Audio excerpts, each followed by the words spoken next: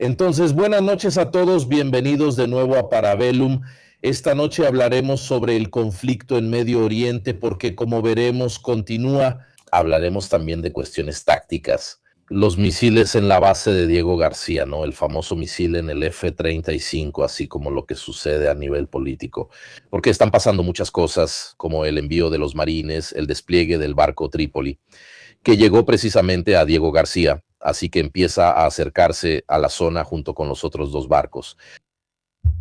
Cabe mencionar que el objetivo ha cambiado mucho. En las últimas 72 horas estadounidenses e israelíes atacan intensamente a fuerzas terrestres iraníes. También es cierto que la marina prácticamente ya no existe. Al final destruyeron más de 140 barcos entre lanchas y los barcos de la flota de superficie. Maggiore. También hablaremos de la estrategia, como en episodios anteriores. Habíamos dicho que la estrategia iraní es golpear a los países del Golfo para que presionen a los Estados Unidos. Esto funcionó hasta hace un par de días, desde que algunos países, entre ellos Qatar y otros, se quejaron de que para reactivar algunos, por ejemplo, uno de los sistemas de gas licuado, se necesitarán 3 años. Y luego mostraremos por qué temen tanto, porque tienen problemas estratégicos enormes relacionados con algunas plantas que representan el 30% de la producción energética o de la desalinización, cosas así.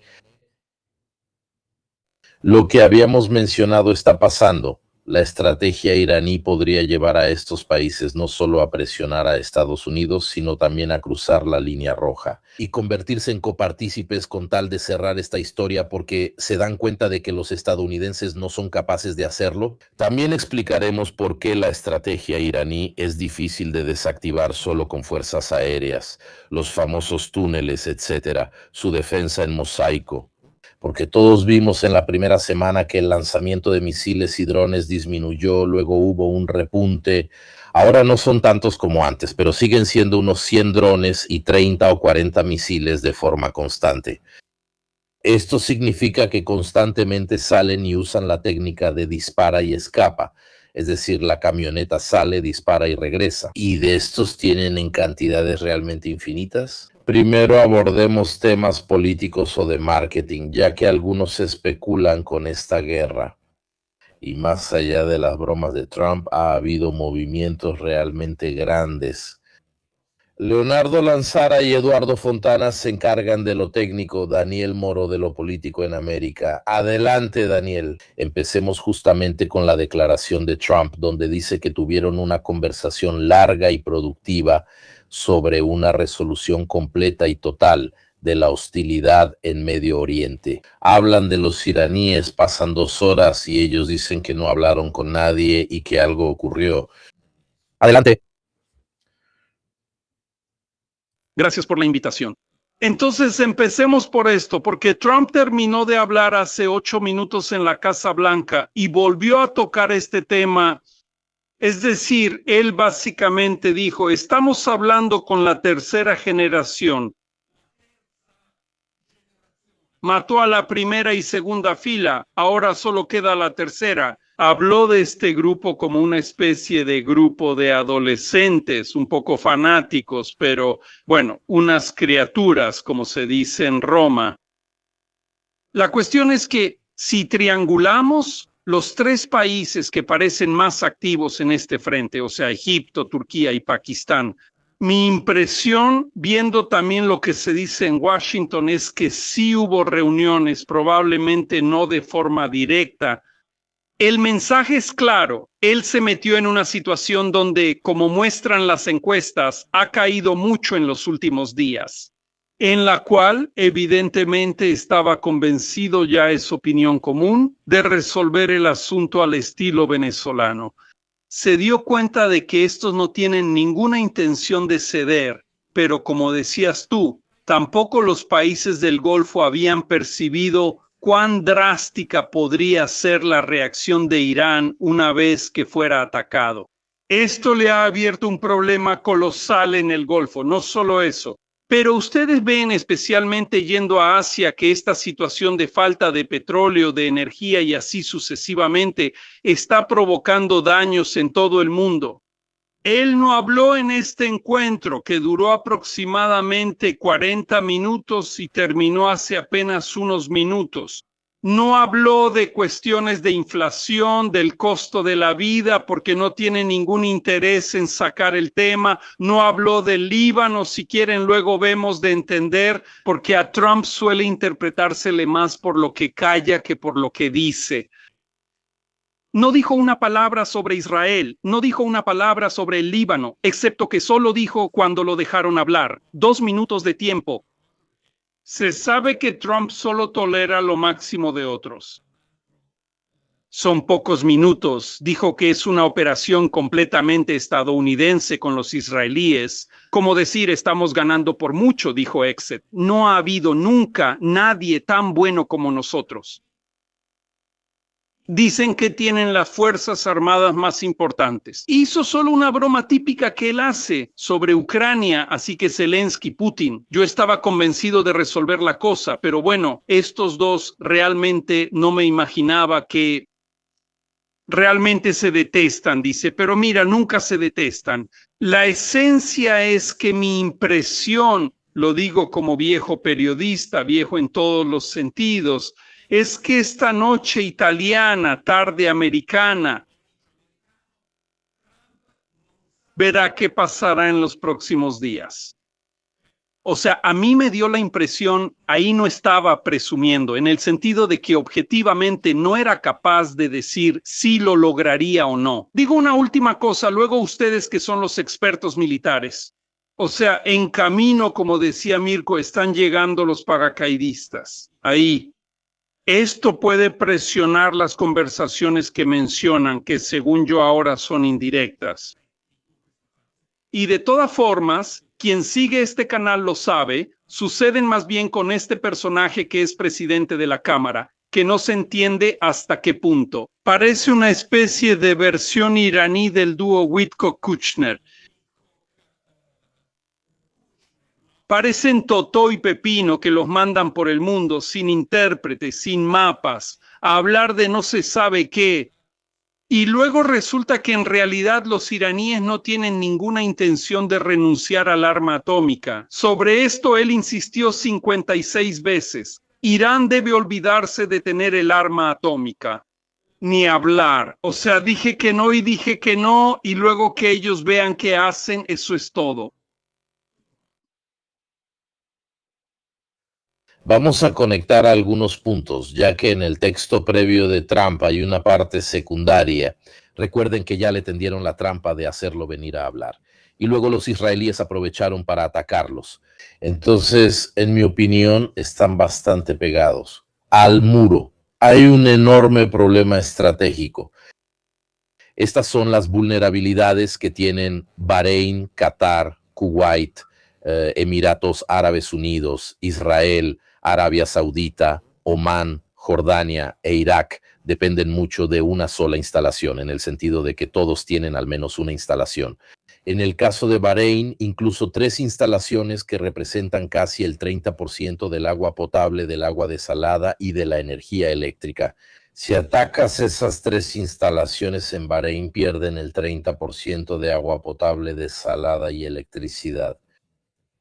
Qatar tiene vulnerabilidades similares. La mayoría de los países presenta este tipo de problema. En el mensaje de Trump en la segunda fase dice, me detuve, ahora se los traigo de vuelta, así lo leemos, detuve los ataques 5 días.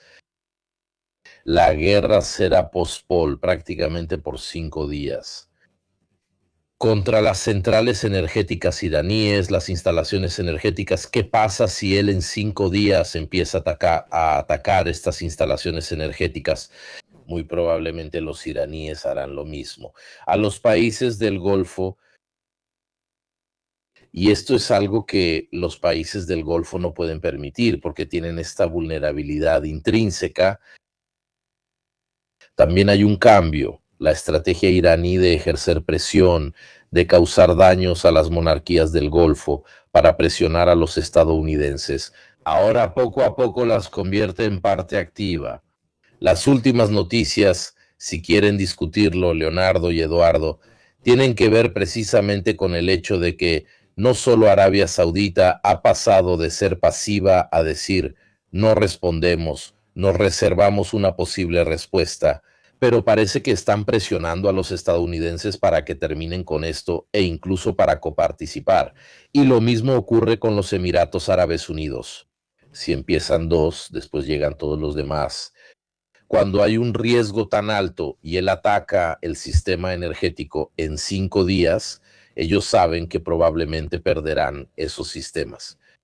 Y entonces, ya que nadie tiene nada que perder, ahí realmente puede suceder el desastre donde la guerra realmente se abre a todos los países y no solo en un papel pasivo y defensivo. Creo que este es el escenario más terrible que podemos imaginar. Sabemos que los estadounidenses se retirarán y estas monarquías terminarán en una guerra interminable con Irán. Sí, pero según yo, justamente estoy de acuerdo con lo que acabas de decir, en el sentido de que yo también lo veo así. Antes que nada, un saludo a todos, disculpen, pero no había tenido tiempo de hacerlo. Yo también veo esta tendencia, o sea, los países del Golfo básicamente parecen estar más cerca de querer entrar directamente en este conflicto. Entonces, incluso lanzando incursiones ofensivas con sus fuerzas aéreas, participando directamente en las operaciones. Sobre esto, sin embargo, el primer comentario que haría es que todos estos países, básicamente todos, sí, digamos, ya están bastante involucrados en este conflicto, en el sentido de que no solo desde el punto de vista de ser atacados precisamente por la represalia iraní, pero viven en una especie de limbo, donde su territorio de todas formas es utilizado por Estados Unidos.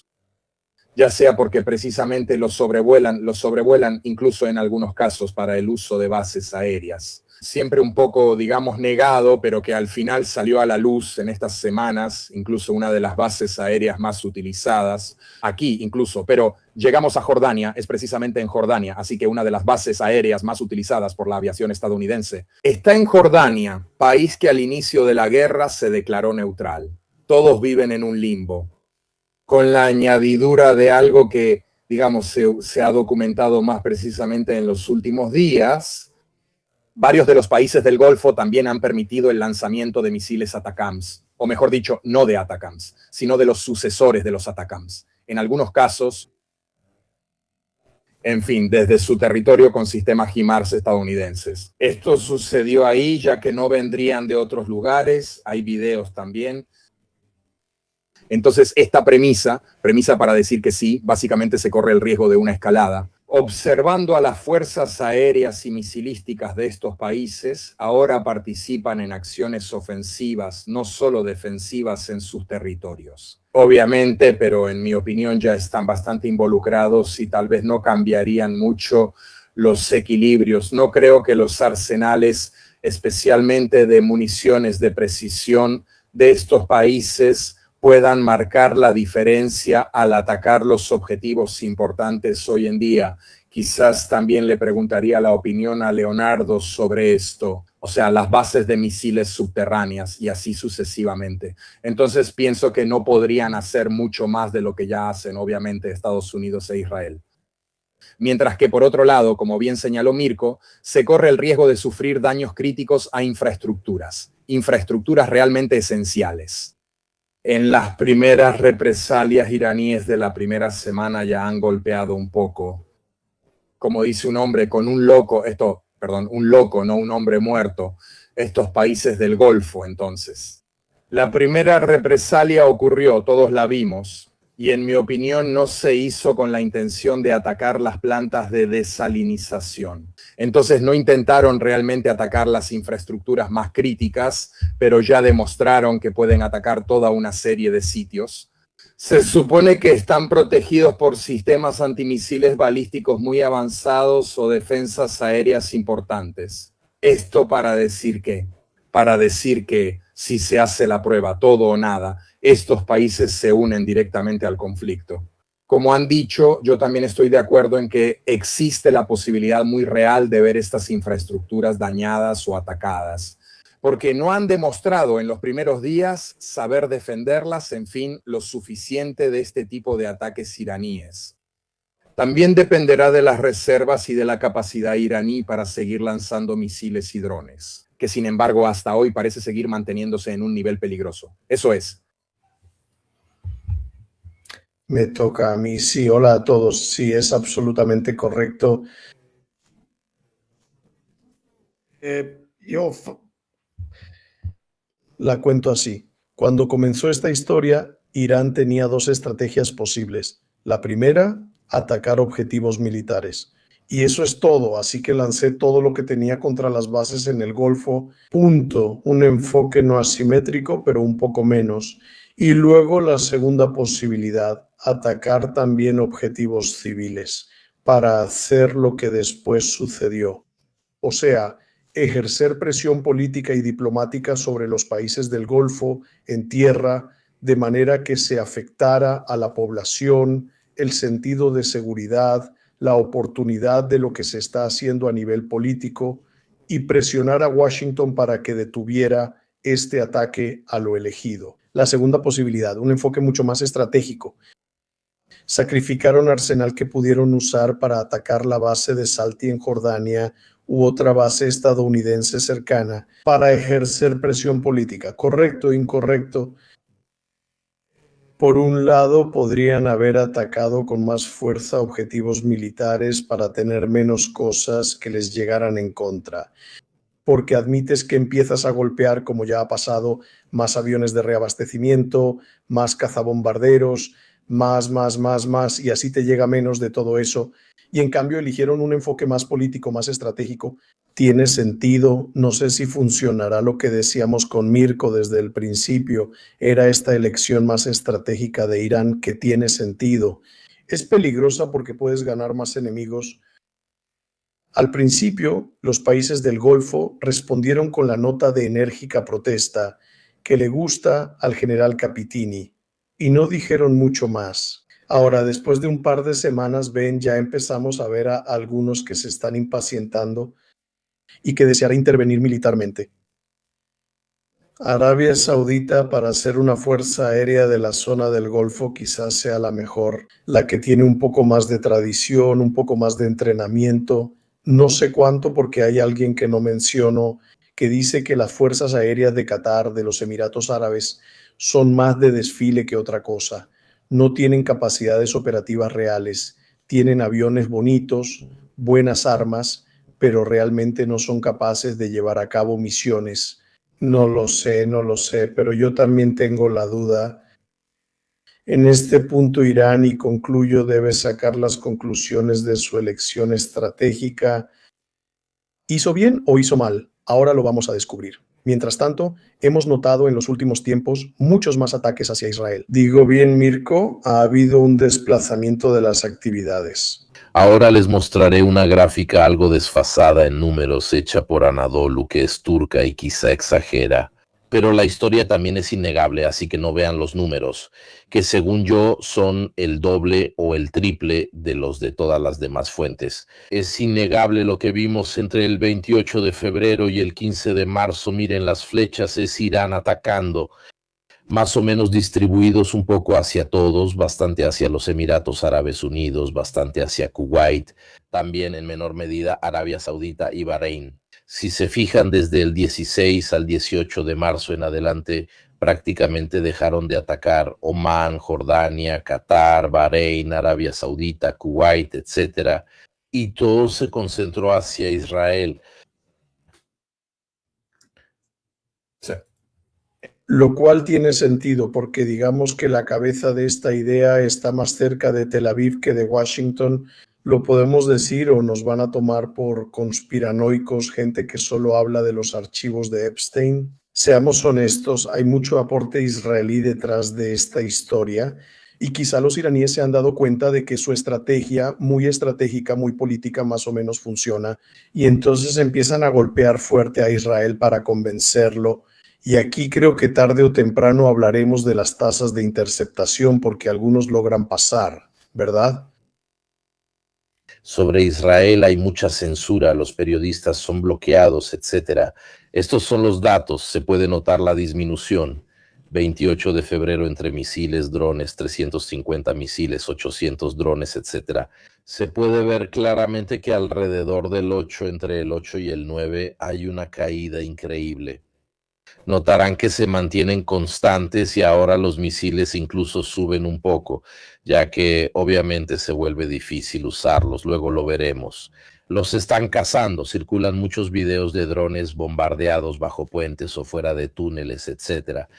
Menos aún con los drones, que siguen igual. Desde mi perspectiva militar, si hay constancia, indica que no puede reducir la respuesta de la fuerza enemiga por debajo de ese umbral. Y dado que ese umbral es suficiente para crear muchos problemas a los países del Golfo, diría que no has alcanzado tu objetivo.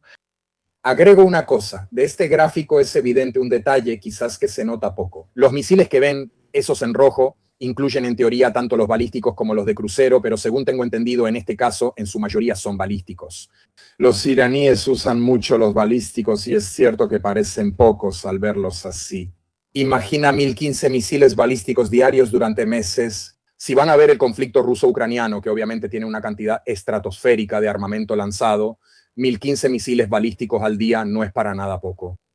Obviamente aquí no estamos hablando. Te doy un paralelismo, Eduardo. El último ataque ruso fue de 300 drones, unos 10 Kapaka y 7 Iskander balísticos. Exacto, pero hablamos de un promedio de 25 a 30 Iskander diarios. Sí, y suele subestimarse. Como ya nos acostumbramos a tantos drones, quizás subestimamos la importancia real de estos misiles balísticos. O sea, si además tienen la capacidad de seguir adelante con este ritmo, quiero decir, dentro de poco, tendrán también la capacidad de no solo lanzar los que tienen en reserva, dentro de las montañas, dentro de las bases en las montañas, pero también alguna producción que sigue adelante, al menos de algunos modelos.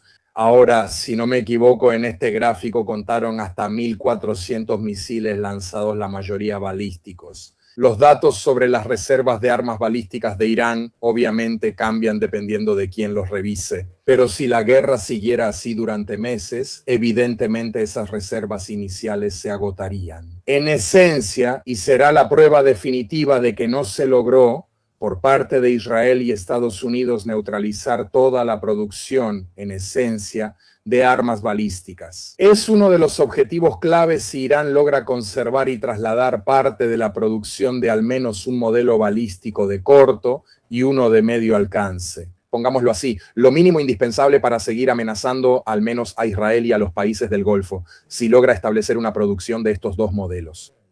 Dentro de bases subterráneas o al menos en zonas inaccesibles para Estados Unidos e Israel, así que generalmente subterráneas o en la esquina del país a la que les resulta más difícil llegar.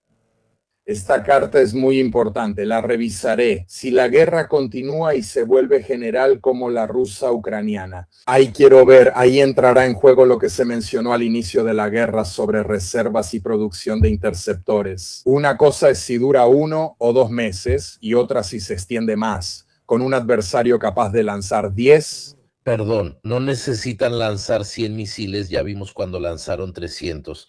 Al final, los daños no fueron muchos, ya, sobre todo en objetivos militares, al menos los del año pasado. Hoy lograron golpear objetivos con mayor precisión, especialmente observamos los sistemas de radar THAAD, etc. Para ellos basta lanzar 100 drones y 25 misiles diarios para mantener una crisis política insostenible para los estadounidenses, que probablemente para hacer esto tienen reservas para 6 meses o un año. Honestamente, considerando también la producción, entonces pueden mantener esta estrategia. Estas son las estadísticas, país por país. Misiles iraníes, balísticos y drones lanzados contra Arabia Saudita. Como se puede ver, y estos en cambio son en Bahrein, han disminuido poco a poco. Se puede ver, estos son contra los Emiratos Árabes Unidos. Se observa claramente una disminución respecto a la estrategia inicial. Eso que mencionabas sobre la defensa en mosaico, que también he dicho, si ves Irán, parece Mordor, rodeado de montañas y un valle en medio, buena suerte. Intentar invadir un país así no es como Venezuela, tiene más de 90 millones de personas, pero lo más difícil es que ellos llevan 40 años preparándose para esto. Y este tipo de bases, como se puede ver, salen, el famoso shoot and scoot, salen, disparan, pero la mayor parte del tiempo están aquí adentro. Puedes destruir sus túneles y encerrarlos, pero seguro tienen muchas salidas como los topos. Estas también son imágenes de propaganda que te muestran una base enorme, pero yo he notado muchas veces, incluso en los videos donde han sido atacados, que a veces era simplemente un agujero. Al lado de la montaña, en cambio, había un camión, era una cubierta para un camión, y de estos pueden hacer cuantos quieran. Mira, esta manera de actuar no la detienes con la Fuerza Aérea. Son como los búnkeres de Albania y Ahí se el dibuja. Divox. Veo una pregunta, me agarro de la pregunta para hacer un comentario.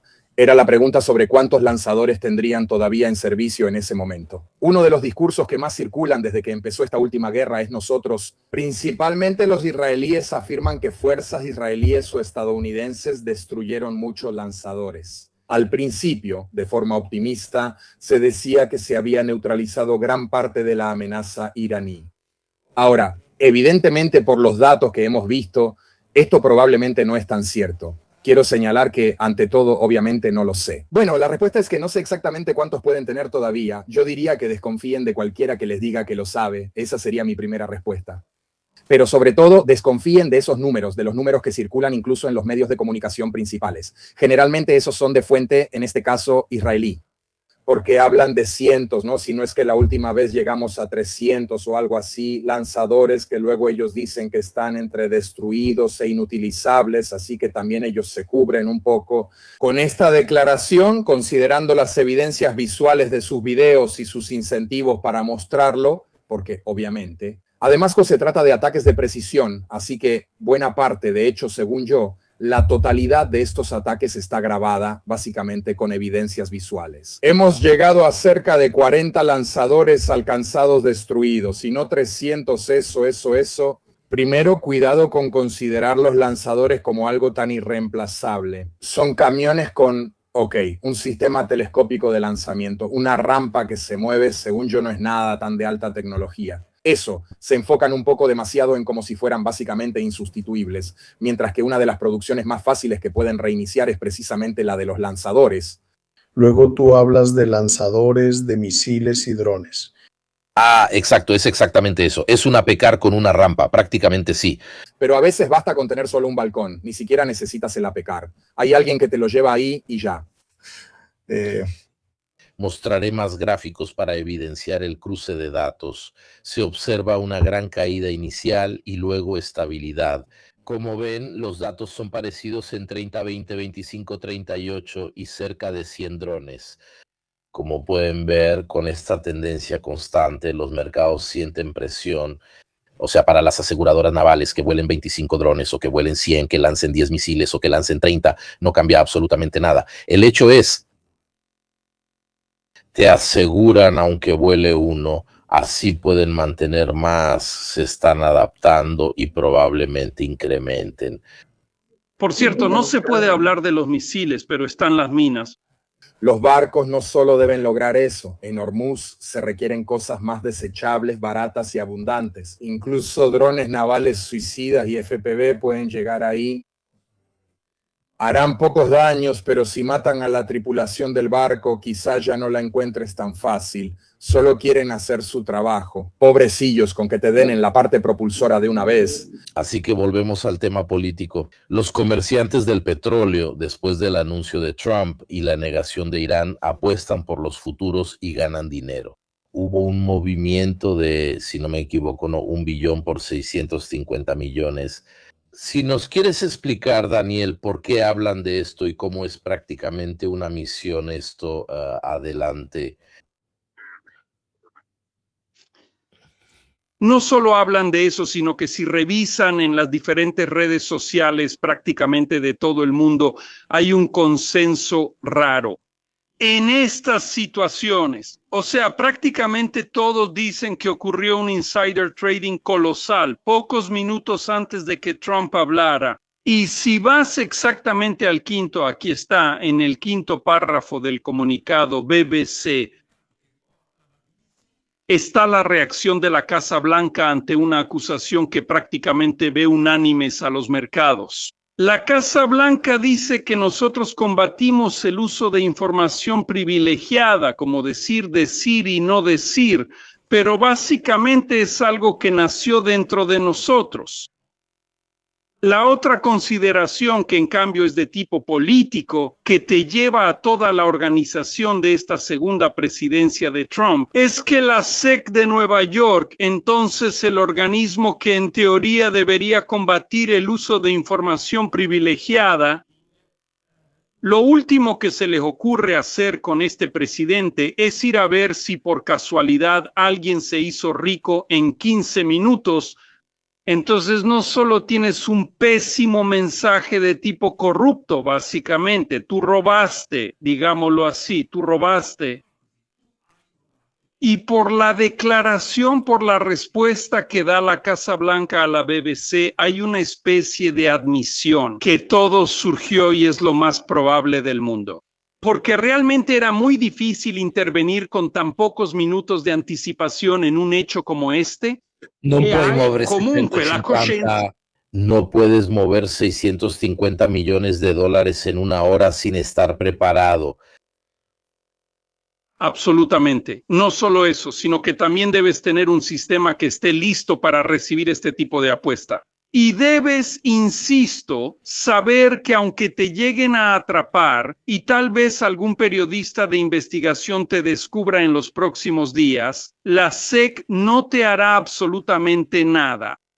O sea, jugaste dentro de un sistema donde tuviste información que no podías usar en perjuicio de los mercados. Tú robaste el dinero a otros inversionistas, no es que no se sepa a quién, se lo quitaste al mercado.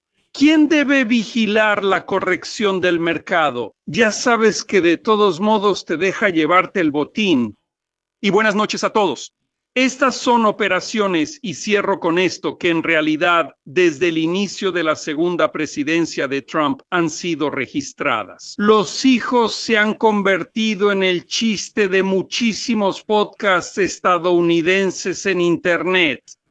O sea, Kushner, el dinero que recibe de los países del Golfo, es una América que incluso hace 20 o 30 años fuera republicana o demócrata, nunca habría tolerado este nivel de corrupción. Esto es corrupción. Esta desfachatez no es solo de venir a ayudar, qué sé yo, a Putin y que me dejes construir 5 hoteles en Moscú. O sea, aquí la operación es mucho más grande.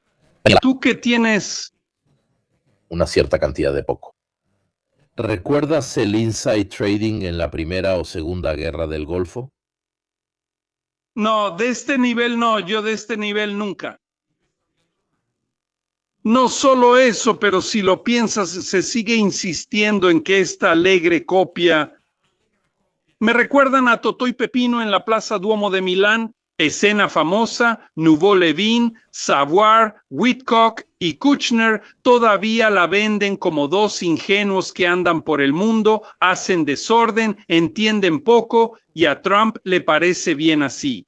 En realidad, esta operación de uso de información privilegiada te dice que lo que está en juego es muchísimo más grande. O sea, aquí no es que te estén regalando un jumbo de segunda mano. Al presidente o los suizos le trajeron el lingote de oro, o la pobre Machado, la líder de la oposición, le trajo el premio Nobel. O sea, este asunto llegó a afectar, no subestimen la gravedad al capitalismo mundial que invierte en Nueva York, en la bolsa. Cuando ganas ese dinero, insisto, se lo quitaste a alguien más.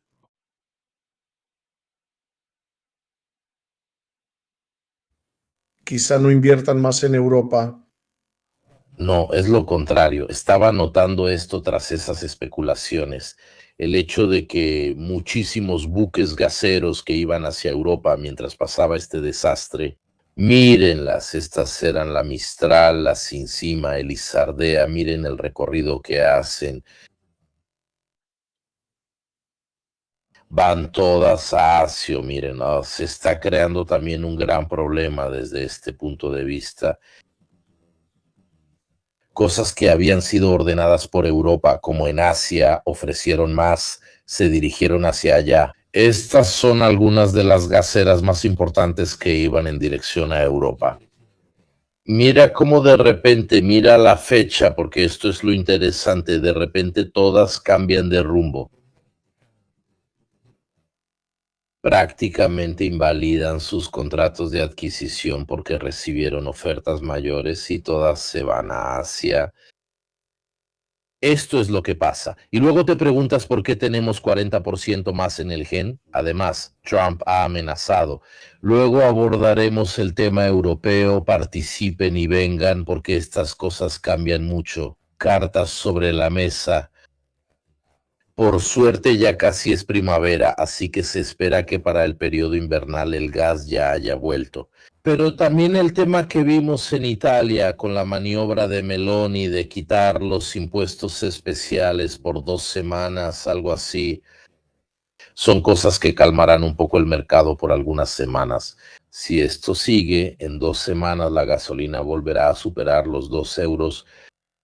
Una cosa es algo que puedes sostener, al menos que no lo hagas con pérdidas, y entonces yo me rindo. Por caridad puedo usar fondos extraordinarios también para estas cosas. Aquí no es que tengamos mucho dinero. En este periodo en Europa vemos la situación. El riesgo es la estanflación, estancamiento de la inflación. Que ya teníamos por cuestiones energéticas.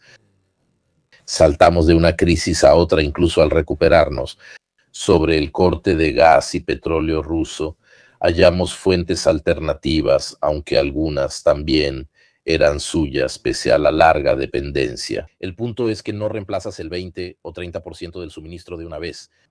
Así se pasa de crisis en crisis y el mercado casi nunca logra recuperarse. Estás en una crisis, pagas el gas más caro 2 años, no se estabiliza y luego vuelve otra crisis, de crisis en crisis. Luego el precio base se vuelve más alto que lo que vimos en 2022. Entonces es un gran problema, luego lo veremos. ¿Cómo le va a Alemania? ¿Cómo le va a Francia? También cuestiones políticas internas. Es probable que en los próximos años las derechas ganen en varios países. No, Le Pen, su delfín, y probablemente el partido de Farage en Inglaterra intentarán contener y alternar el Für Deutschland. Pero las crisis ayudan mucho a los nacionalistas, porque ya vieron, quisieron la política mundial, europea, quisieron participar en esa guerra de aquí, de allá, de arriba, de abajo. Y entonces van a subir. En mi opinión, subir significa pensar más en uno mismo. No, Leonardo, sí. Maniobras europeas para controlar una situación, pero cada quien actúa por su cuenta. Mira, Europa debería hacer algo, la energía nuclear. Perdón por interrumpir. Y esta es una etapa en la que se necesitaría a alguien que sacara el carácter y dijera, señores, tenemos que liberarnos de esto. Está bien lo ecológico, pero lo ecológico es discontinuo respecto a las necesidades de una nación. Tenemos que volver a sacar de la chistera la energía nuclear. Un saludo al abogado del átomo. Habría que, pero nuclear, ¿ya hay alguien que habla de energía nuclear con fines militares? ¿Disuasión europea? Nuclear, bien. Hazte tu propia disuasión, amigo mío. Bueno, yo la tengo mi propia disuasión, como muchos frijoles, así. Luego tenemos que pensar en la energía nuclear, en los reactores de 4ª generación, justamente en esta perspectiva. El problema es que no pueden estar listos en un mes. En Italia estamos atrasados porque ya lo rechazamos 2 veces por ser inteligentes. Es necesario que Europa haga más por la energía nuclear y ya está empezando. Sí, también es típico en Italia. Hacemos el referéndum sobre energía nuclear y Chernobyl y luego repetimos Fukushima. Geniales, de verdad los atraparon, 2 de 2 posibles. Si nosotros los occidentales y ricos sufrimos, ¿cómo estará el resto del mundo? Ese es justamente el punto. Mientras más industrializados son los países, más dependen de la energía, el petróleo, los fertilizantes y esas cosas. Paradójicamente, un país en desarrollo requiere menos de esto, ya que no posee una industria tan mecanizada como la nuestra en el norte de Italia. Sentimos esto. especialmente nosotros que movemos cientos o miles de camiones diarios para transportar cosas. Así que pasar de 1.7, recuerdo que la gasolina costaba 1.60 al menos en mi zona hasta hace un mes y medio, y ahora son 35 centavos más. Piensen cómo eso afecta el precio de las papas, la leche o cualquier producto transportado. Se vuelve enorme en volúmenes realmente grandes. Llegamos al famoso discurso de Diego García, ya hablamos de eso en un short, pero aún no lo hemos hablado, digamos, aquí en el canal. Los 2 misiles. Adelante, Leonardo, yo te sigo. Luego con las diapositivas. Entonces fue una sorpresa ver volar, disculpen, ver volar al parecer 2 misiles cada uno, IRBM de alcance medio, unos 4.000 kilómetros desde Irán hasta la base angloamericana de Diego García. Una sorpresa, porque lo que todos sabíamos era que los iraníes llegaban a 2.000, 2.500 quizá kilómetros de alcance, un límite que el régimen iraní se autoimpuso para no atraer demasiada atención de los europeos. Aquí esta animación nos muestra el alcance. El impacto no ocurrió porque de estos 2 misiles parece que uno cayó en vuelo por un mal funcionamiento, no sé, y el otro fue interceptado por un SM-3, un misil lanzado por los estadounidenses con la guía del sistema Aegis. El SM-3 es un misil del que hablamos hace 2 años en este canal, hablando de la primera guerra espacial de la historia, nada espectacular. Los hutíes lanzaron un misil de medio alcance contra Israel que fue interceptado fuera de la atmósfera. Un enfrentamiento exoatmosférico. En la animación que muestra Mirko, ven el objeto llamado Kill Vehicle. ¿Por qué? Porque el SM-3 es un misil. Terraria, que es multietapa, la última etapa es el Kill Vehicle. ¿Ven estas llamaradas que van hacia todos lados? ¿Qué son? Por encima de los 100 kilómetros de altitud, la línea de Kármán, ya no hay aire para mantener el vuelo o controlarlo. Si quieres guiarte donde no hay aire, la solución son chorros de materia, normalmente motores de propulsión. Entonces no se usan las aletas para guiar un objeto que vuela fuera de la atmósfera, porque no hay aire sobre el cual hacer palanca para moverse, y por eso se usan estos pequeños chorros. El SM-3 ya ha dado buenos resultados contra misiles de alcance medio-intermedio en el pasado y en este caso podría haber funcionado. ¿De dónde salen estos 4.000 kilómetros? Los hechos son 2. 1. O aligeraron la ojiva de un Kármán Char 4 o de un Segil 2 y entonces al reducir el peso de la ojiva aumentas el alcance. Y a 4.000 tal vez sí llegues. O bien se lanzó un Segil 3, que es una versión de 3 etapas de este misil balístico que se decía que estaba en desarrollo y en fase de pruebas, no era operativo, se hablaba de él, encontré noticias contradictorias, no lo sabemos, pero yo supongo, y aquí el doctor Fontana tal vez me pueda corregir si me equivoco, si reducimos el peso de la ojiva de un misil, no es que así como está le duplicamos el alcance, porque eso también significa desbalancear el misil. Si reduces la ojiva, el misil pesa menos y llega más lejos. Debes hacerlo bien porque si no el misil es difícil de controlar, sobre todo al caer. Y yo supongo que el hecho de que uno de estos 2 misiles se haya destruido en vuelo por razones propias puede deberse precisamente a una reducción de la ojiva. Tal vez de forma apresurada o mal diseñada, pero insisto, solo son hipótesis y especulaciones. Lo importante, y con esto termino, es el efecto psicológico de algo que alcanza 4.000 kilómetros. Al día siguiente, amigos y colegas me preguntaron si Irán ahora atacará a Europa. Luego lo relacionaremos, pues con Eduardo también se hablará de más implicación de las bases estadounidenses en Europa.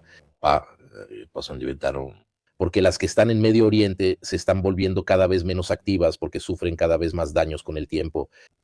Solo agrego sobre Diego García, ya que hablamos de eso. Estoy de acuerdo con el análisis sobre la razón de la caída. Es una de las hipótesis más probables.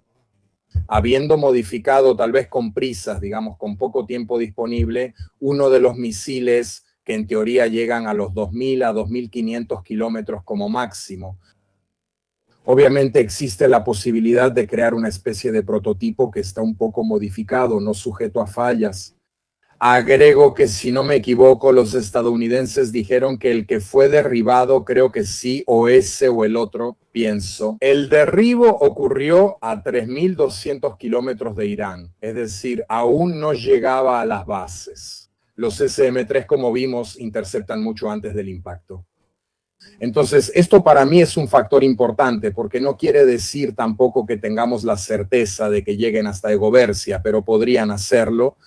Y agrego otro detalle que para mí es importante, y hay que decirlo, que por parte iraní de todos modos han negado haber realizado este ataque. No es que no podamos tener pruebas, probablemente solo la tripulación del destructor o quienes vieron los radares las tengan. Dios, sinceramente yo no me he hecho una idea muy clara sobre si esto es una especie de engaño o no. Hay que decir que en otros casos, hasta hoy, cada ataque ha sido básicamente reivindicado, si no me equivoco, por parte de Irán, excepto quizás los de Turquía. Incluso ahí hay algunas dudas. En este caso, el hecho es que efectivamente, como también dijo Leonardo, es posible aumentar el alcance de estos misiles, porque son misiles que no solo ya tienen un alcance importante, sino que además suelen tener una ojiva muy pesada, así que se puede, como correctamente la... No, Eduardo. Muchos misiles ya vienen con varias ojivas diferentes. Por ejemplo, los misiles rusos pueden ser nucleares o cinéticos. Así es, exacto. Ya en la fase de diseño se piensa en esta eventualidad. Un último factor que se me ocurre, se ha mencionado el posible uso de los vectores que Irán usa para lanzar satélites. Algunos deberían ser más eficientes, ¿no? Pero eso sería algo nuevo. Y además, según yo, es la menos probable de todas nuestras hipótesis que podemos poner sobre la mesa. Entonces, nada, sobre Diego García dejo estas dudas. Gracias a todos. Yo tengo una hipótesis alternativa que podría hacernos reflexionar sobre el por qué. Los iraníes negaron lo de Diego García diciendo una verdad a medias, que quizá iban hacia un barco, no a Diego García. Entonces, en ese caso... Iban hacia Diego García.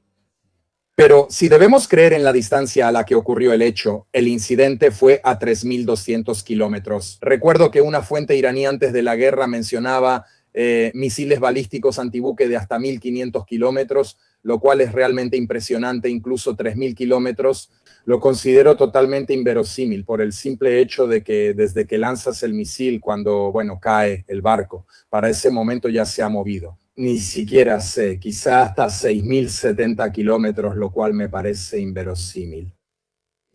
Otro detalle que se me ocurre ahora es que sí.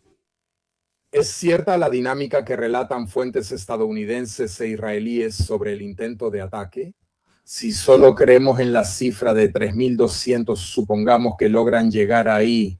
De todos modos, esto significaría alcanzar una parte importante de Europa y también Sicilia, incluso parte de la Italia continental. Luego, dependiendo de cuánto realmente logren avanzar, si realmente logran llegar a curarse. Como vimos en el gráfico, gran parte de Europa queda en peligro. Siempre recuerdo que tiene poco sentido para Irán lanzar misiles balísticos así en Europa. Tendría una precisión ridícula y tendrían que reducir tanto la ojiva que no podrían compensar la poca precisión con una más grande. Así que sería solo un uso político, digámoslo así. Pero por otro lado, Dios, yo no creo. Lo harán, obviamente. Seguirían siendo difíciles de interceptar en algunas zonas, pero en gran parte de Europa deberían poder ser interceptados por sistemas Aegis, especialmente en Rumania. Y técnicamente también por los destructores estadounidenses cerca de Chipre, que también tienen los misiles SM-3 que mencionamos antes. Si estos recursos están en posición, deberíamos estar protegidos de lanzamientos limitados. Pero si los destructores no estuvieran en posición, por ejemplo, había encontrado una simulación que ponía a Sicilia como la única zona italiana un poco desprotegida. Son solo casos, no quiero alarmismo. Hay que tomarlo con calma, como en familia. Entonces, antes de responder a la pregunta que responderá Daniel, si se dice algo de los archivos Epstein, quería responder a esto que estaba leyendo. Caracciola pidió que esos tours fueran israelíes. Sin ofender, director, si los israelíes lanzaran misiles de 3.200 kilómetros, todos sabrían su origen. No cuentan con aviones capaces de lanzar misiles a 3.200 kilómetros hacia Diego García. Deberían lanzar misiles desde Israel, pero todos lo notarían. Según yo, lo máximo es que el turco era algo confuso. Más simplemente podría haber sido un misil iraní también, pero dirigido hacia Chipre, que si recuerdan siempre los han interceptado en esa zona de Turquía junto a Siria, básicamente la que entra un poco, digamos, adyacente al territorio sirio. Que una trayectoria que pasa por ahí podría estar dirigida tanto contra Turquía como contra Chipre. El hecho es que al ser interceptados, como mostró antes excelentemente Leonardo, fuera de la atmósfera, porque también en ese caso eran interceptores, SM-3 desde barcos cerca de Chipre protegen a los que mencioné antes en ese caso. Como analistas es imposible saber su destino, solo que aún estaban lejos al ser interceptados. Entonces, como hipótesis, en mi opinión, tiene sentido que tal vez se dirigían hacia Chipre, que sabemos que de todas formas tiene un papel en la guerra, haber sido atacado con drones, así que eso quizás ya se explica más fácil. Leo, dime, ¿conoces algún misil lanzado desde un avión israelí que alcance 3.000 kilómetros? No, tienen misiles balísticos, no lanzados desde el aire, pero 3.000 no. Absolutamente. Un poco de la navaja de Occam es... Técnicamente posible. No, pero vamos, también hay satélites que detectan las huellas infrarrojas del lanzamiento. Rusos, chinos, imagina si se sabe que Israel hizo eso. Los estadounidenses lo ven. Es una cosa que la publicidad debería ser como un anuncio de su disuasión nuclear. Algunos dicen que fue desde submarinos, pero Irán no tiene submarinos con misiles de ese alcance, solo antibuque, y además todos sus submarinos están fuera de servicio. La India podría hacerlo, pero vamos, chicos, no. No, yo no sé quién está en los consejos técnicos, Craxia. Si pensamos de forma conspiranoica, es más fácil creer que es una noticia falsa porque la fuente es de ellos. ¿Por qué pensar que lanzaron un misil desde Israel? ¿No pudo ser solo una noticia que Israel difundió? Por caridad, no sé, así que prefiero mantenerme al margen. Daniel, si hay noticias sobre los archivos Epstein, si ya quedaron en el olvido. Y relacionado, hay otra pregunta. ¿Por qué motivo? El vicepresidente Vance ha estado recientemente menos presente en comparación, digamos, con sus apariciones junto al presidente. Ha desaparecido un poco de la escena. Hay una razón, porque Rubio me parecía el menos apreciado durante el periodo de negociaciones con Ucrania. Ahora de repente Rubio ha salido a la luz y Vance ha desaparecido. Entonces Epstein y después Vance. Entonces, en los medios italianos parece que todo el asunto ha desaparecido. En los medios estadounidenses tiene muy poca cobertura por razones obvias. En los medios ingleses la historia es formidable, es curioso. Escándalo Epstein, Nueva York, las islas del Caribe, en realidad está provocando un cataclismo en el sistema, no solo en la monarquía inglesa, sino también en el caso del primer ministro inglés, que fue elegido de manera absolutamente irresponsable como nuevo embajador para enviar precisamente a Trump, Mandelson, que todos sabían que estaba involucrado en el escándalo. Epstein, sobre el escándalo. Epstein, yo que por experiencia no creo en las teorías de conspiración, no creo que haya desaparecido. No creo que Trump haya hecho la guerra contra Irán y que la opinión pública estadounidense lo olvide. De lo que estoy seguro es que el asunto está lejos de estar cerrado. Siempre lo he dicho y quiero reconocerlo también a Parabellum, que se adelantó meses a esta historia respecto a los medios italianos, que el escándalo Epstein no es solo un escándalo sexual, es un escándalo que involucra también a una serie de pervertidos, pero que tiene negocios. Blanqueo colosal de dinero sucio. mucho, y ya está demostrado en muchos documentos del Congreso. Por cierto, el otro día murió el exdirector del FBI. Trump no dejó pasar la oportunidad de decir sus mismas vulgaridades, sobre todo cuando alguien muere. Dijo, no, esas cosas. Mueller hizo una investigación y la investigación, al menos en la parte que involucra a los rusos, implicaba de manera muy fuerte a los rusos en relación con los Estados Unidos de América y en el caso Epstein. Lo repito porque llevamos meses hablando aquí. Existe el lavado internacional de dinero sucio a través del Deutsche Bank de Moscú y el Deutsche Bank de Nueva York. En muchísimos casos. En la construcción, ojo, el punto central es el dinero. El segundo son las informaciones, los chantajes. Porque hay también los servicios israelíes. Digamos que desde cierto punto de vista hay cosas turbias. Eran funcionales para encontrar cuál era tu punto débil, ofrecértelo para engancharte.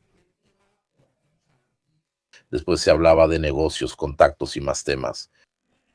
También los servicios secretos en Italia, para quienes recuerdan la historia, durante el caso del piano solo del general de Lorenzo, los famosos expedientes que se hacían sobre los políticos, que en ese entonces habría arruinado una carrera, porque no sé, uno era homosexual, el otro presidente de Italia, uno engañaba a la esposa o ella lo engañaba a él y así sucesivamente. El dosieraje siempre se ha hecho. El caso Epstein es peligroso. Hasta ahora, yo sigo pensando una cosa. El caso Epstein no solo está lejos de haberse cerrado en Estados Unidos. Trump logra mantenerlo tapado. Porque como decíamos antes sobre la SEC, que es el equivalente de la Consob italiana, el Ministerio de Justicia es el primer centro de poder de la administración estadounidense sobre el cual Trump puso las manos. Pero no para aclarar las cosas, sino para impedir que salgan los famosos, los otros 3 millones de archivos que en el FBI, que también del FBI se han recopilado. Les digo una última cosa. Daniel, espera, así también respondemos. Entonces, dicen, la teoría sería que Estados Unidos está tan lleno. Israel, porque tienen agarrado a Trump por las apps, no es que lo digamos nosotros. Renunció el jefe antiterrorista de Estados Unidos bajo Tulsi Gabbard, cuya esposa murió en Irak, diciendo que no está de acuerdo con la guerra. El lobby israelí es la causa por la que nos arrastraron, lo afirma Daniel Moro. Lo dice un alto funcionario del antiterrorismo estadounidense. Era el subdirector o directora, así que hablamos de altos mandos de la inteligencia estadounidense. Entremos ya, este pasaje es interesante. En los últimos días hubo una ruptura, pero solo en los últimos días explotó. Estas renuncias que menciona Mirko son el punto, digamos, más público de la situación. Una ruptura colosal dentro del mundo MAGA. Entonces, para simplificar, en la derecha estadounidense, una parte sigue siendo como históricamente pro-israelí, otra parte se ha ido completamente en el sentido opuesto. Dice que estamos ante un complot judeo-masónico. El más conocido que muchos conocerán es Tucker Carlson. La división es muy fuerte. Hay una división respecto a Israel, no solo en el centro derecha, sino también, digamos, en el centro izquierda, incluso en el Partido Demócrata. Y muy interesante, la división también es generacional. Los jóvenes republicanos tienden a alejarse de la solidaridad tradicional del Partido Republicano hacia Israel y adoptan posiciones contrarias. Lo mismo con los jóvenes demócratas. Esta división también se relaciona con otro aspecto. Mirko, esto tú ya lo habías notado desde los primeros días de la guerra en Irán, y es que una parte del mundo MAGA le dijo a Trump: querido presidente, tú me dijiste que te votara, porque si no, se quedaba Biden, Obama, la Harris y hacían la tercera guerra mundial. Tú dijiste que nunca más guerras y en 14 meses ya has hecho 8. O sea, logró ir a bombardear hasta Nigeria. No solo eso, sino que lo grave es que esta vez, porque de esto estamos hablando también esta noche, te metiste en un conflicto del que nadie en el mundo sabe cómo vas a salir. Y miren, la reunión de la que hablábamos antes, de hace 1 hora y media, a mí me dio esa impresión. El primero que no sabe cómo saldrá de esto, más allá de las palabras, soy yo. No es que sea el más inteligente o guapo. Tercer punto relacionado con esto. Vance ya había desaparecido, si recuerdan, el sábado por la noche de la operación en Venezuela, donde improvisaron esa especie de minicumbre en Mar-a-Lago. Si van a ver las imágenes con una cortina detrás, 4 paneles para tratar de imitar la Casa Blanca, entonces la famosísima fotografía de Obama, Biden, Clinton en la noche, que en realidad era un domingo, como a las 10 de la noche hora de Washington. Yo la seguí. Desde ahí, además, prácticamente en tiempo real, la captura de Bin Laden. Ya en la operación de Maduro, Vance no estaba presente. En estas semanas, no sigue sin estar presente. Probablemente vieron esta mañana que las noticias desde Pakistán decían que tal vez el hombre que nosotros, los pakistaníes, consideramos más adecuado para conversar con los iraníes podría ser precisamente Vance. Esta noche Trump también lo mencionó, pero digamos que hizo, para que se entienda, 10 nombres: Rubio, Kushner, Whitcock, y dijo 2 veces, también está Vance, que sin embargo no estaba presente. Ojo, no estaba presente. Mi impresión, de verdad, no soy conspiranoico, por mi experiencia, es que esta división todavía existe. Algunas encuestas la semana pasada decían que alrededor del 15% de quienes votaron por Trump no están de acuerdo con esta operación, menos de lo que yo pensaba. Hay una elección de Vance, considerando las decisiones de, digamos que Vance fue un oportunista, decía que era Hitler, que Trump era Hitler, lo decía hace 5 años. No es que él, viendo cómo todo cae, afirma así, yo desafío así. Los republicanos después tienen un candidato que no se ha quemado. Pero absolutamente sí. Estoy de acuerdo contigo. Esta es una elección de tipo, por un lado, de coherencia, en el sentido de que tú dices, eres tú, Trump, quien cambió de idea, no yo. Yo represento ese mundo. Y digamos, el 15% del electorado, un 85%. También porque así, perdón, Daniel, puedes hacerte el duro y decir, yo soy el verdadero heredero de los MAGA. Pero es así. Entonces, esto que estamos tratando de aclarar significa que dentro de la mayoría que llevó a Trump a las elecciones, hay temas en los que la mayoría está dividida. 1 es Israel, 2 es el caso Epstein. Les recuerdo que Trump fue obligado por el Parlamento a sacar una palabra, parte ultracensurada de los documentos sobre Epstein. Porque los votantes republicanos les dijeron a sus representantes, pero ustedes hicieron toda la campaña diciendo que si los votábamos, volvían al poder, abrían los cajones y no lo hicieron.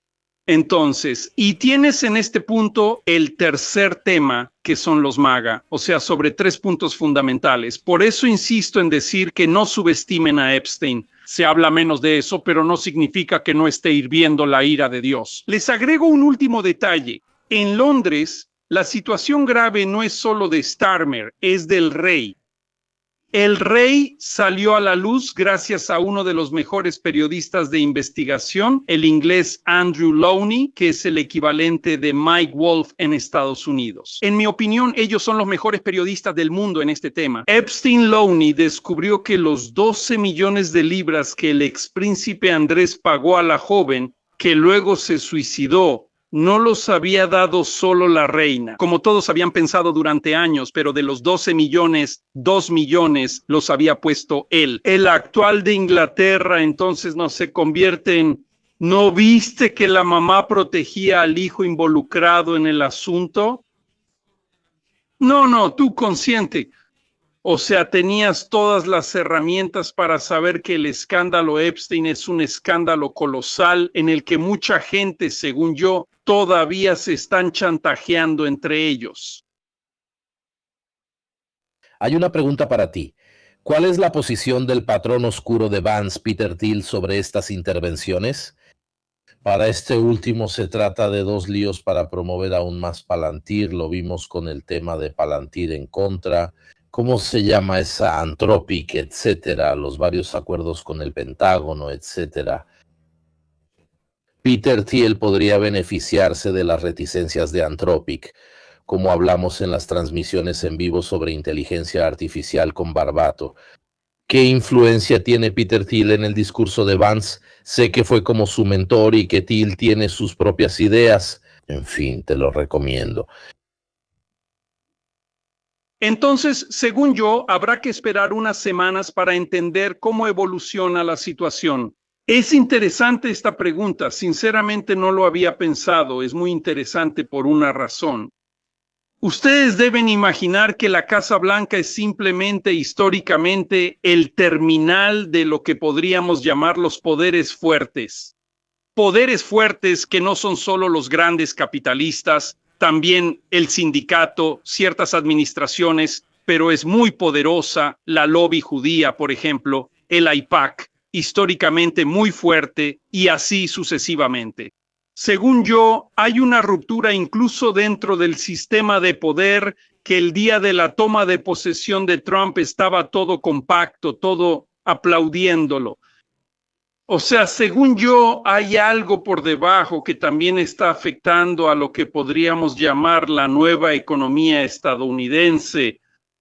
Hay alguien que ha estado demasiado callado en las últimas semanas. Insisto, incluso sobre estos poderes muy fuertes como Thiel, Musk, etc. Los silencios de los últimos días dicen más que muchas declaraciones. Hay mucha gente que está esperando a ver qué pasa. Entonces, Leonardo antes explicaba una cosa, así que tal vez los colegas están haciendo algunos movimientos extraños. Más allá de Palantir, que se utiliza como inteligencia artificial, está involucrada en el conflicto, etcétera. Luego fundó, junto con Luke, prácticamente Anduril, se obsesionó con las cosas de El Señor de los Anillos, los Palantir, Anduril, la Espada Llama del Oeste, de Aragorn, etcétera. Ahora está apuntando justo en estas horas a reemplazar el Silicon Valley Bank con Erebor. Hay un movimiento. Grotto busca entrar en aprovisionamiento militar, inteligencia artificial existente y el sector bancario. Claro que sí, la Casa Blanca es un terminal de los poderes fuertes. No es como en otros países, no sé. En Francia, donde el presidente de la República también tiene una influencia a menudo formidable sobre las empresas de propiedad estatal, pública y así sucesivamente. La Casa Blanca es simplemente el terminal de enfrentamientos entre capitalistas. Increíblemente poderosos. Les doy un ejemplo de una empresa que todos conocen, la Coca-Cola. Si ves lo que es el lobby de Coca-Cola en Washington, pero cuenta 100 veces más que el presidente de los Estados Unidos de América. Pero cuando intentaron reducir el azúcar, tienes que ver estos grupos de presión. O sea, todo el poder del capitalismo mundial no depende de Trump. Es él quien trata de influir en las decisiones, en este caso del Pentágono o de las finanzas estadounidenses. Entonces, seguramente tienes enfrentamientos. O sea, el frente que apoyó a Trump es también en este caso, en mi opinión, mucho menos compacto, porque cada quien tiene sus propios intereses. Ellos también son competidores, pero se unieron para apoyar a Trump, quien intentaba destruir Europa. Come crema a escondidas. Pero en realidad tienen intereses colosales a nivel capitalista. Digamos, ¿sobre qué es el conflicto? Puedes ser amigo de Trump, enemigo de Trump, pero al final tus intereses son tus intereses.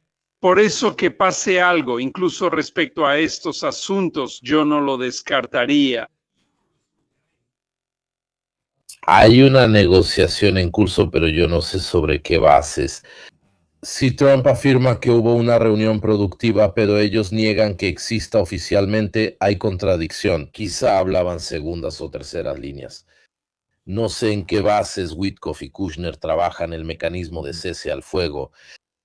¿En qué bases si ellos dicen que no hubo ninguna conversación? Además, o sea, Trump dice 5 días, estos dicen un mes y dicen pues al menos pónganse de acuerdo en la misma línea. Solo pido coherencia en la línea a seguir, si no cada quien hace su propia agenda. Quizás sean los iraníes los confundidos. Uno dice esto y otros dicen lo contrario. Hubo fuego durante un mes y luego...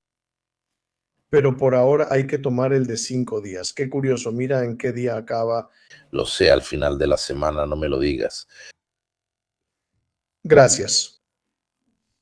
O sea, cuando llegan los marines, bien, Leonardo. Y luego alguien verificó que efectivamente dejaron de atacar. Hoy es martes, el domingo hacen 5 días, mira nada más.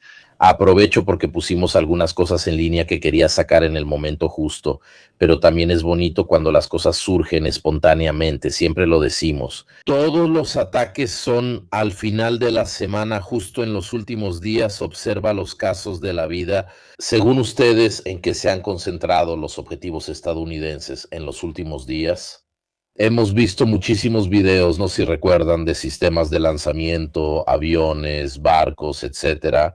Correcto. Adivinanza y acertijo. ¿Cuáles han sido, en cambio, las concentraciones de bombardeos y ataques con misiles estadounidenses e israelíes en los últimos 3 días? Fuerza terrestre, así. Por casualidad. Fuerza terrestre. Y mira qué casualidad. También en las islas, que serían precisamente esas, digamos, las más expuestas. No es Yarg. No es Yarg. Yarg es peor. No es Yarg, es Yarg. Que por cierto fueron ocupadas por Irán, pero en realidad son reclamadas por los Emiratos. Es interesante ver justamente esta progresión de los últimos 3 días, donde atacaron a las fuerzas mecanizadas, capaces de intervenir rápido, y a las fuerzas a distancia.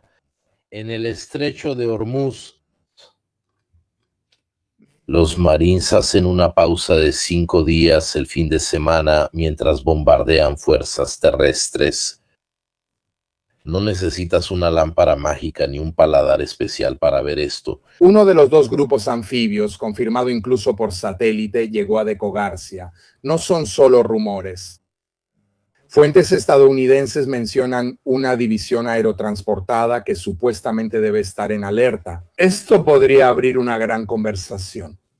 El sentido de esta operación lo arriesga todo. En mi opinión, solo puede tener sentido justamente en unas islas cerca de Hormuz, básicamente, pero aún existe el riesgo de que se abra una caja de Pandora que te deja atrapado por no sé cuánto tiempo. No es tan obvio que abrir esas islas permita luego que el tráfico civil en el estrecho de Hormuz pase tranquilamente. Es más, me parece que con tal de encontrar una salida, corren el riesgo de meterse aún más en el hoyo, si me permiten el término, corren el riesgo de enredarnos ahí dentro. Sí. No se raspa la cáscara. De las burbujas antiacceso y Redenial, supongamos que todo sale bien. Buen aterrizaje, plantas crecen perfecto, pero The Hormuz sigue al alcance. Mine tiene problemas, hay drones, no se puede garantizar seguridad total para reabrirlo. Y además, los mismos marines estarían en islas a unas decenas de kilómetros, a veces incluso menos, de la costa. O sea, a menos que piensen asegurarla. Impedir el uso a las fuerzas armadas iraníes de cientos de kilómetros de costa. Que me parece que ni siquiera Trump en su día más divertido podría llegar a decir, me parece realmente algo sumamente arriesgado. Luego están las unidades de marines que ocupan las islas y ponen imágenes. También instalan sistemas antiaéreos y antidrones para prevenir ataques. Incluso solo unos radares son útiles para ayudar un poco más a la defensa de la navegación mercante, pero ahora vuelve a ser un objetivo nuevo y gigantesco. O sea, los mismos marines que pueden ser bombardeados incluso por la artillería, luego por una gama de armas que son realmente económicas. Hay que decir que hemos visto los A-10, los Super Hornet, incluso ametrallando justo en las costas. En algunas zonas parecen tener incluso esta libertad. Además que según yo sigue siendo algo bastante peligroso. La amenaza de los manpads y misiles portátiles no creo que pueda neutralizarse por completo, ni siquiera en las zonas más seguras. En mi opinión, es mejor tomar la isla de Kargi por los suministros, ya que así los controlas completamente, porque tampoco son 2000 en los islotes del estrecho de Hormuz, que impiden que esos hagan desmadre, que lancen drones, etcétera. De hecho, quizá hasta tener tropas ahí. Para los iraníes es una pérdida de tiempo, pues no puedes esconderte. Además, tienen otros métodos, además de drones. Hablemos también de las minas. Así introducimos este tema porque se ha especulado mucho. Hay artículos del Wall Street Journal que hablan de 1013 minas que ya estarían en el lugar.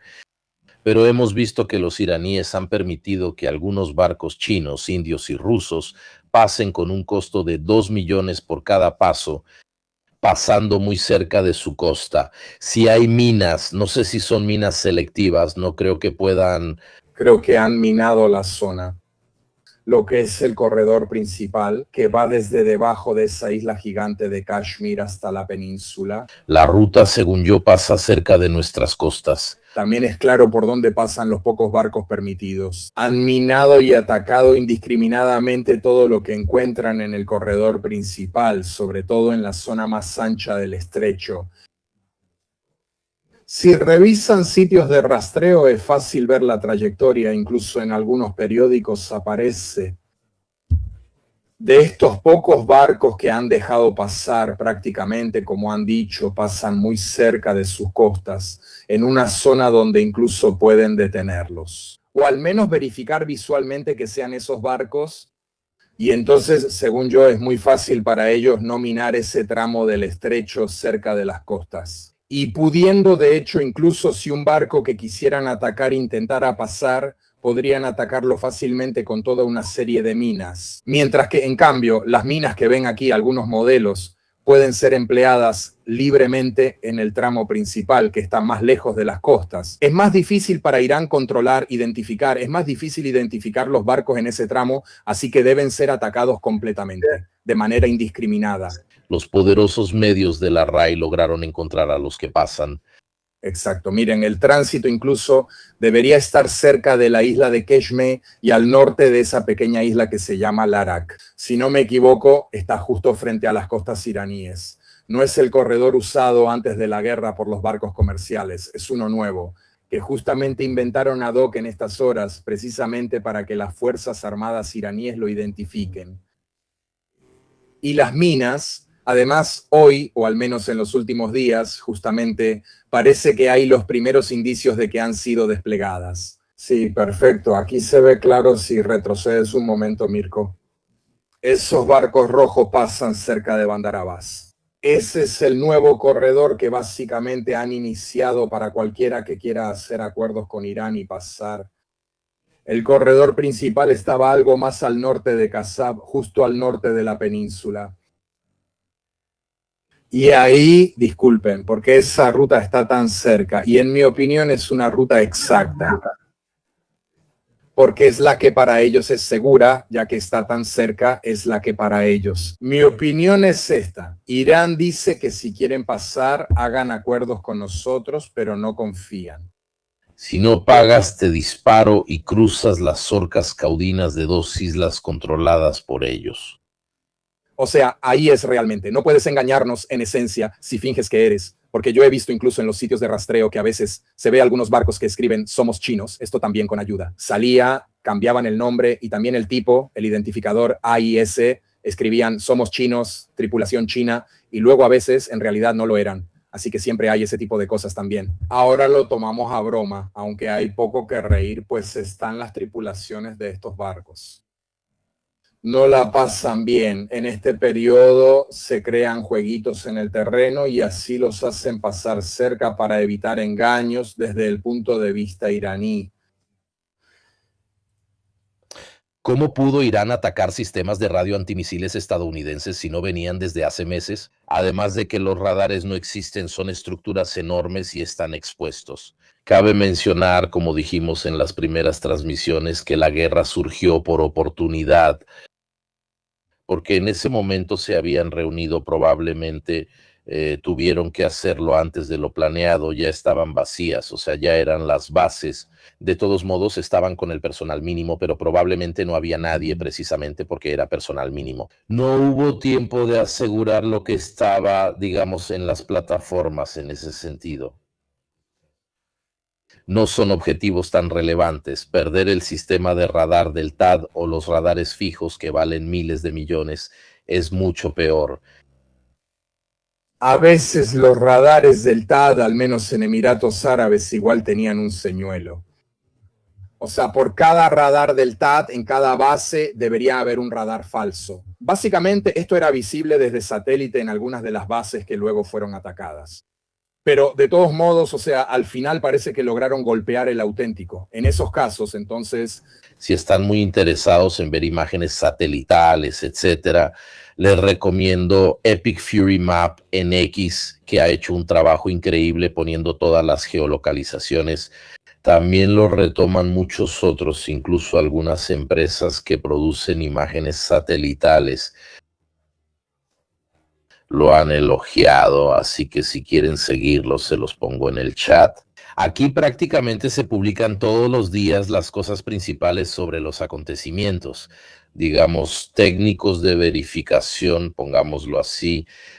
Si bajan, como pueden ver, todo es con imágenes satelitales de antes y después, tanto para Irán como para los demás países. Aquí pueden hacer una comparación para ver, fue atacada la base de XYZ, aquí encuentran las contraverificaciones con todo y contraverificación. Dinate imágenes satelitales del primo. Pueden comparar, no hay mucho que decir. Fue atacada XYZ, aquí encuentran contraverificaciones de contraverificación. Decía, pueden hacer una del Comando Central del Oeste mostrando la destrucción. Que el Barajamal es de XYZ, encuentran contraverificaciones con todo y contraverificación il danno subito. Ve lo consiglio perché pueden... Como pueden ver, incluso el centro de datos afectado en Abu Dhabi intenta hacer comparaciones para ver, fue afectado el de XIS. Encuentran las contraverificaciones e imágenes satelitales, incluso videos. He notado que muchos colaboran en esto, incluyendo a Geolocalized y otros. Aquí está toda la historia de la contraverificación y pueden comparar. La afectada está aquí. Visto que, scusa se ti interrompo, visto que pueden hacerlo en el chat de Missar Vision, comento esto porque en X fue baneado hace unos días, pero había un perfil de Missar Vision. Encuentran esta empresa china que justamente publica imágenes satelitales y a veces, de hecho, imágenes satelitales, no solo imágenes satelitales, sino imágenes satelitales, a menudo con comentarios con verificación cruzada. Pueden comparar para ver, está afectada la zona de impacto, también han sido republicadas de Missar Vision, pero mi comentario era sobre esto, atención, porque Missar Vision es el original. Digamos, en las redes sociales occidentales, llamémoslas así, está en una red social china que se llama Weibo, o al menos la pronunciación, espero que sea esa y no pueden hacer un... Algunos lo hacen y vuelven a publicar las imágenes y está bien, son una excelente fuente. Pero cuidado porque otras veces hay cuentas falsas que fingen tomar la imagen de una Missar Vision y en realidad no son imágenes auténticas. Una circuló muchísimo la semana pasada para ver, golpeada por XYZ, encuentran las contraverificaciones de una comparación para iraní. Ahora el ataque era real, pero la imagen no, también porque debería ser una imagen de radar y por lo tanto, en teoría, las nubes no deberían verse. Pero fue uno de los casos en los que la cuenta, que parecía oficial de Missar Vision Suisse, la publicó y luego fue baneada. Se descubrió que esa cuenta no era oficial, aunque desde el inicio de la guerra era de las más seguidas en su categoría. En X, entonces, atención, siempre encuentren las contraverificaciones de Controverifica. Pueden hacer una comparación, la encuentran, pueden rastrear la publicación original en la cuenta de Controverifica. Tanto questa è una mappa che mette in grafica. Pueden in verde ci sono gli attacchi fue afectada aquí. Si se te encuentran las contraverificaciones de Controverifica aquí, pueden hacer una comparación, ver, fue afectada. Base de KCZ estadounidense y esta es la zona de competencia israelí. Aquí encuentran las contraverificaciones con pueden. Una comparación es Trump. Estamos trabajando, pero si ves cuántos bombardeos se han hecho en la parte noroeste del país en comparación con la parte sur, se puede ver claramente quién ha invertido más. Este es un gran esfuerzo para los israelíes, ya que han usado más de 200 de sus 280 o 300 aviones disponibles. Y nota cómo las respuestas iraníes son contra Israel, están regresando, sobre todo en lo último que hemos visto. Ha sido golpeada. Pueden encontrar las contraverificaciones, pueden comparar para ver. Ha sido golpeada, pueden ver las contraverificaciones. Pueden comparar, ha sido golpeada, pueden encontrar contraverificaciones. Quería señalar algo. Aquí hablamos de una división territorial entre dos naciones diferentes que se dividen las zonas y que también tienen cierta coordinación. Pero, ¿desde hace cuánto tiempo estaban trabajando en esta operación? Pregunto, no lo sé, porque no es fácil planificar y llevar a cabo todas estas operaciones. Haciendo confliction, evitando disparar, aliados, evitando repetir ataques en los mismos objetivos. Me pregunto desde hace cuánto tiempo estaban trabajando en una operación coordinada de este tipo, porque estuvo súper coordinada desde el primer momento. Guerra electrónica, misiles y ataques aéreos de dos países.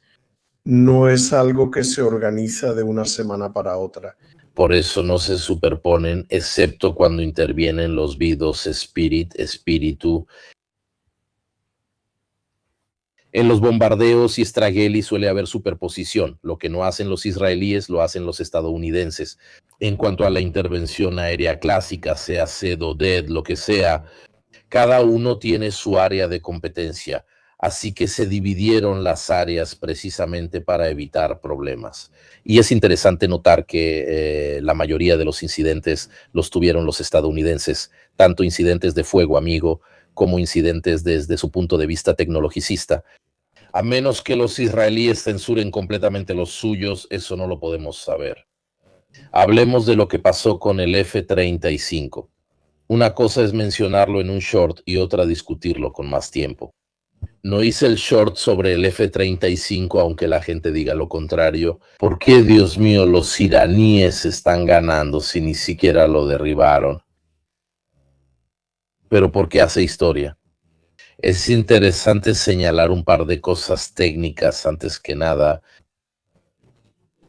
Normalmente cuando los iraníes muestran videos de derribos, por ejemplo, de drones Reaper, etcétera, te muestran el video completo. O sea, desde que el misil es lanzado, golpea el objetivo se incendia, es una bola de fuego y lo dejan ahí todo el tiempo.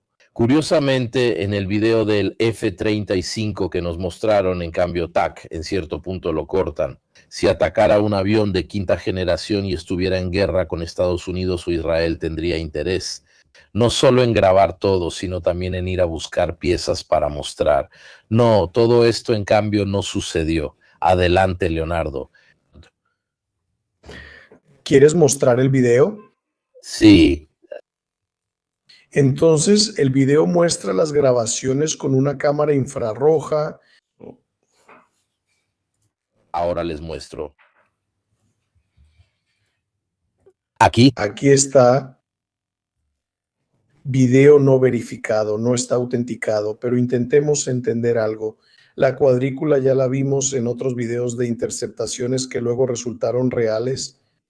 No está contextualizado, no hay lugar, velocidad, altitud de la aeronave, no hay nada. No hay número de referencia y está descontextualizado. La intercepción fue en la primera tarde.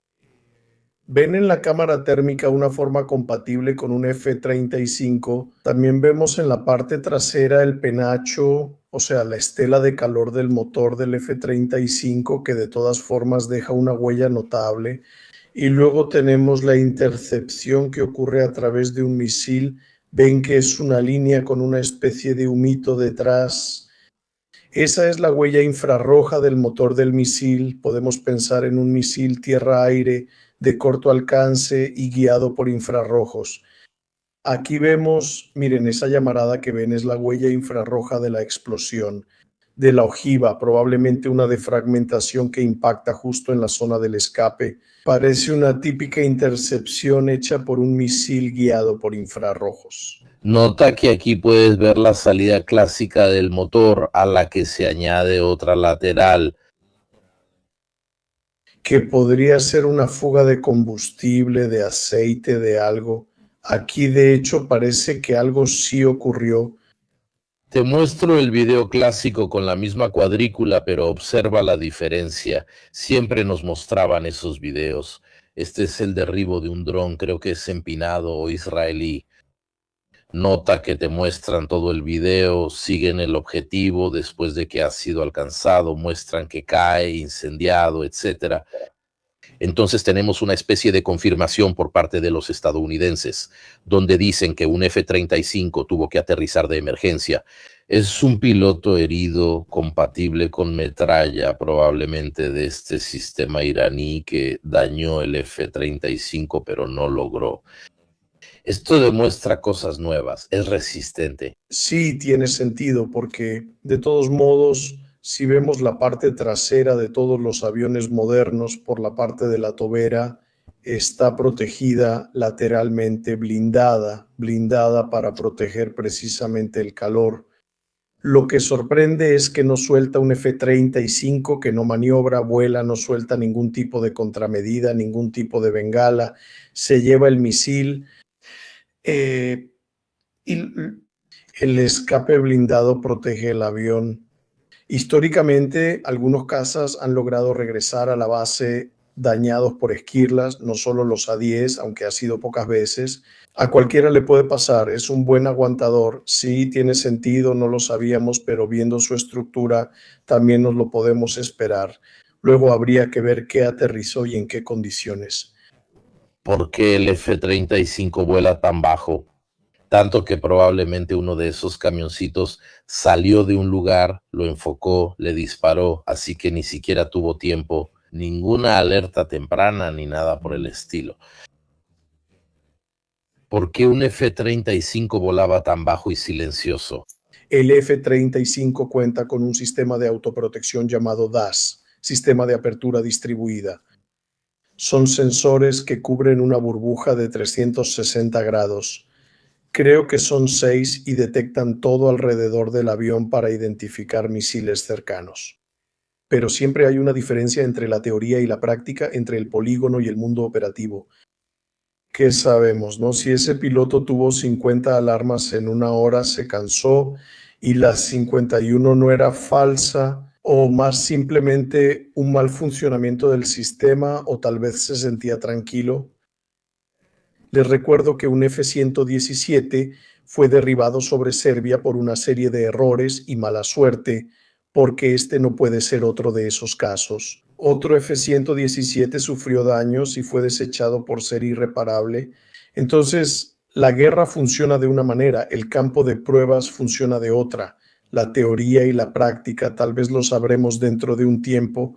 Esta historia nos recuerda que un caza de quinta generación no es invulnerable, no es inmune a ser derribado, dañado, cometer errores o fallas. Tarde o temprano tenía que pasar que un F-35 fuera derribado. Con estos índices de operatividad, con estas emisiones, pudo haber sido también un error de planificación. Creían que el área estaba limpia, lo enviaron a baja altitud. Hay 1000 posibilidades. Ser stealth es como ponerse el casco en la moto, te protege la cabeza, pero no te protege el resto. No es una armadura invencible y eso hay que recordarlo, no hay que mitificar la tecnología, ni siquiera la de quinta generación. Aquí, este es el esquema del DAS. Debemos ser realistas, esto puede pasar. Además, me permito, sin saber cuántas salidas hacen, quizá como altitudes donde hay riesgo, Incluso podría considerarse un éxito el uso del F-35 en este conflicto. No sabemos si realizan muchas salidas a una altitud donde realmente están expuestos a estos sistemas infrarrojos. Un daño tal vez incluso puede considerarse un éxito o al revés, si en cambio las salidas han sido pocas y efectivamente en pocas salidas. Se descubrió que al menos este sistema de alerta de misiles entrantes no funciona correctamente. En este caso podría no ser un éxito, pero estoy de acuerdo, no necesariamente. ¿Estamos ante el desastre del F-35? Pues absolutamente no, también porque un daño a un avión. En realidad todo nos lleva a pensar que las salidas son numerosas en este conflicto. Solo agrego que, de hecho, uno de los motivos por los que tal vez no haya funcionado el sistema de advertencia, que es justamente el que, corrígeme si me equivoco, Leonardo, permite el uso óptimo de señuelos térmicos y el inicio de maniobras evasivas. Entonces, el misil debe ser detectado a tiempo. En este caso, se trata obviamente de un misil que fue lanzado cuando el avión estaba o a media altitud o a baja altitud. Ahora no es del todo comprensible, sin embargo. Esos misiles, según sé, llegan a máximo 5 kilómetros de altitud, así que desde el lanzamiento hay poco tiempo. También podría ser el caso de que simplemente no estaba calibrado para ese tipo particular de misil, porque de todos modos son armas iraníes autóctonas que ya han sido utilizadas. Creo que nada hasta ahora, o casi nada, excepto por el derribo de esos drones. Y tal vez no tengan exactamente esas características de firma térmica cuando son lanzados, como se había previsto, que quizás son las de otros misiles rusos más conocidos, etcétera, etcétera, etcétera. Entonces podría ser un caso en el que simplemente se puede aprender de este mal funcionamiento y básicamente ajustar el software. Permítanme usar ese término para mejorar la eficiencia en el futuro. Esto tampoco significa necesariamente que sea un sistema que no funcione. No, es correcto. Y quizás es el mismo problema que tuvieron los indios con respecto a los PL-15 chinos utilizados por los pakistaníes. No reconocían su firma infrarroja, radar. La guerra moderna no existía. También puedes reconocerlo volando bajo, pero si llega en 20 segundos... Es suficiente. Veamos el otro punto. Daniel Trump pidió la ayuda de los estadounidenses, luego dice que no la quiere, luego que no la necesita, luego que lo hacen todos solos, luego que no vienen. Etcétera, de los europeos. De los europeos. Europa no quiere verse arrastrada y vimos a Daniel Trump hacer amenazas. Desde el punto de vista del gas, no quiere limitarnos. Veamos si les gusta sin gas. Y no sé si detrás de él está este cambio de rumbo de tantos barcos que iban hacia Europa y se fueron hacia los mercados asiáticos por otro lado. Así luego hacemos que intervengan también Eduardo y Lanzara, ya que no lograron proteger bien sus bases en los distintos países del Golfo. Por cierto, se preguntan si estos brindan seguridad o causan problemas, pues al usarse como base para ataques estadounidenses, los involucran más que protegerlos. Creo que los europeos se hacen la misma pregunta.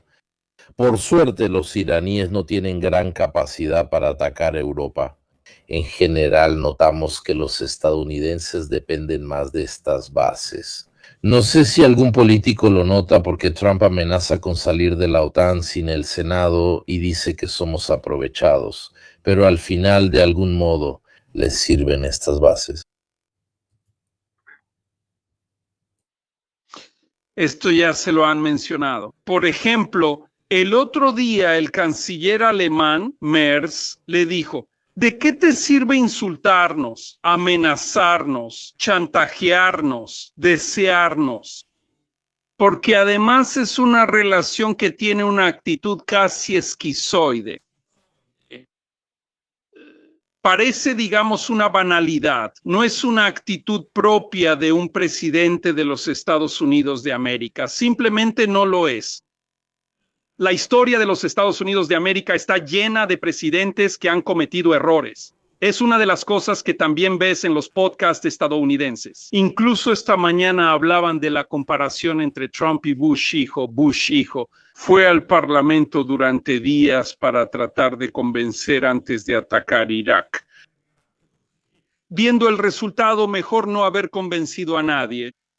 El problema ahora se enreda en una situación que desde hace 15 meses se ha vuelto muy grave para los europeos. En el sentido de que él, de manera coherente, lleva 40 años diciendo esas cosas de los europeos que son unos traicioneros. Estamos hartos de ustedes, no los necesitamos, los europeos necesitarán a algunos de tus invitados. Lo he dicho, no es secreto. Por ejemplo, con el general Camporini, a quien respeto mucho, él me decía, Europa, antes de tener autonomía, necesitará al menos 5 años, así que si tomamos 5 años como periodo, probablemente incluso mucho más de 5 años, Trump sabe que nos puede dar bofetadas y nosotros las aguantamos, nosotros sabemos que él nos las da. Hasta que podamos defendernos tendremos que lidiar con esto a diario, 2 o 3 veces al día. Antes mencionaron a Diego García. Quiero recordarles algo que creo los medios italianos han ignorado. Hace un año los ingleses, que desde hace años deben abandonar Diego García por orden de la ONU. Nosotros lo dijimos al principio, se negaban a darla, a permitir su uso en ese entonces. Al menos 1 año y medio, en 1 año desde que Rubio había dado. El Departamento de Estado estadounidense había dado el visto bueno en Londres al acuerdo de compromiso del arrendamiento por 99 años con Diego García, que regresa a Mauricio. Entonces tú dices una cosa, pero ponte en el lugar de quien hizo las negociaciones en Londres. O sea, acordaste con los estadounidenses una salida que salve las apariencias para que la soberanía regrese a Mauricio, pero en la práctica, en 99 años probablemente nadie te va a sacar de ahí. Y después llega este y te dice que eres un idiota, que cómo hiciste ese acuerdo. Llega el español y pide las bases en España, el otro responde que no porque hará una guerra, y la OTAN es una organización defensiva. Y tú por eso no puedes usar las bases. Trump respondió. Ese día dijo que iría a España y usaría las bases españolas igual. O sea, tienes a una serie de políticos que han sido humillados, tratados bien, ofendidos y así sucesivamente, que en realidad están en una enorme olla. Que yo diría Europa, que se llama Unión Europea, solo en algunos temas, sobre el antimonopolio, sobre el comercio internacional, pero no sobre la defensa, no sobre la política exterior. Voy a dar un ejemplo, parece un ejemplo banal, pero así nos entendemos de inmediato. Es como si en las regiones italianas bastara con que una Basilicata o Valle de Aosta dijera que no. Gobierno italiano, en política exterior no estamos de acuerdo y tú no cambias tu postura. La Unión Europea realmente depende de cualquiera de los 27 países. El caso de Hungría es escandaloso en cuanto a la ayuda a Ucrania, porque Hungría al final, en diciembre, la aceptó no participando, sin asumir los riesgos. Y como se vota el 12 de abril y Orbán quiere, intenta no ser echado después de 16 años. De un atentado para hacerlo ascender al poder. Tienes de todos modos 27 sujetos que tienen poderes soberanos. Les voy a dar otro ejemplo. Macron ha ofrecido... Nos estamos desviando y quiero terminar en 2 horas, así que concluyamos con las lecciones. Absolutamente sobre Europa. Voy a dar el último ejemplo. Macron ofreció la cobertura nuclear a algunos países, como Polonia, mientras Francia insista en tener un puesto en el Consejo de Seguridad de la ONU. No lo cede a la Unión Europea porque Francia principalmente no busca una verdadera unión. Hablemos rápido del Líbano porque en este caos hay muchos ataques y contraataques. Recordemos que ordenaron evacuar hasta el río Litani. Si no me equivoco, eso también lo cubre. Para dar una idea, por favor, entonces ahí está. Esta guerra de la que se habla poco está opacada por el resto. Allora, Quien siguió Parabellum hace 2 semanas recordará que dijimos de inmediato que había 2 estrategias, una estadounidense y una israelí. En mi opinión, la estadounidense se complicó buscando un compromiso. Creo que Trump realmente lo necesita. No creo que los iraníes lo necesiten. Netanyahu tiene asuntos pendientes. Astro de Gaza, con 47 años de régimen de los ayatolás que tienen como primer objetivo la destrucción del Estado de Israel y Hezbollah. En Líbano, que es mucho más frágil que antes, pero que en este punto se convierte en una presa fantástica al sur del Líbano, porque Irán tiene que pensar en sus propios problemas. Hamas está objetivamente en una situación difícil. Y Hezbollah ha sido golpeado de manera importante, no decisiva, pero sí importante.